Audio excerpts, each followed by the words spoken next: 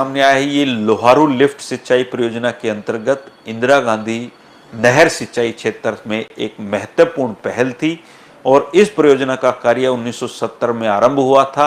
60 kilometre लंबी नहरों और 4 पंपिंग स्टेशनों का निर्माण कार्य जुलाई 1971 तक पूरा हो गया था। प्रधानमंत्री इंदिरा गांधी ने 13 जनवरी 1971 को पहले पंपिंग स्टेशन की आधारशिला रखी थी।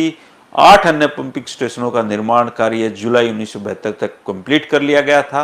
और इस फोटो में आप तत्कालीन केंद्रीय गृह मंत्री उमा शंकर दीक्षित जी की जो अगवानी करते हुए बंसीलाल जी, और 28 जुलाई 1971 को दीक्षित जी के दाईं ओर मुख्यमंत्री और उनके बाईं ओर के एस पाठक जी सिंचाई विभाग के मुख्य अभियंता आपको दिखाई दे रहे हैं इस फोटो में। अब ये जो अगले 2 फोटो आपके सामने आ रहे हैं दोस्तों, इन फोटो में भी आप जो हरियाणा की दूध क्रांति है, कहते हैं जिसके घर में काली उसकी रोज दिवाली, तो मुर्रा नस्ल की भैंसों का हमारा डंका है।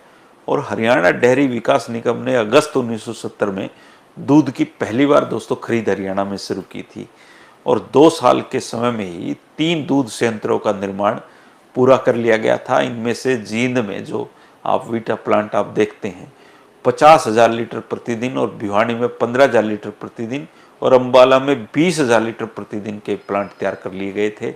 इसके बाद फरीदाबाद, हिसार, रोहतक में भी दूध संयंत्र बनाए गए और इन संयंत्रों से 1975 का जो लास्ट था उसमें उनका काम भी शुरू हो गया था।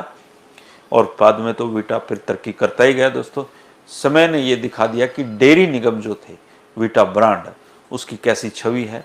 और फोटो में आप बंसीलाल जी को 28 अक्टूबर 1972 का ये फोटो है, भिवानी में जो दूध संयंत्र का उद्घाटन वो कर रहे हैं। और इस मौके पर उनके मंत्रिमंडलीय सहयोगी कर्नल महासिंह जी, जो वो भी शायद इसमें जो कैमरे सबसे नज़दीक हैं वो दिखाई दे रहे हैं। और हरित क्रांति दोस्तों आप जानते हैं, हरित क्रांति ने 1976 तक गति पकड़ी थी और हरियाणा ने भी केंद्रीय पूल में बड़ी मात्रा में खाद्यान्न देना शुरू कर दिया था।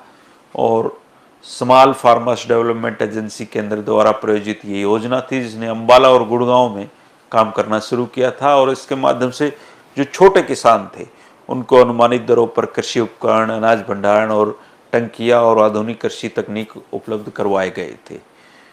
अब जो अगला फोटो आपके सामने आ रहा है दोस्तों, ये फोटो तब का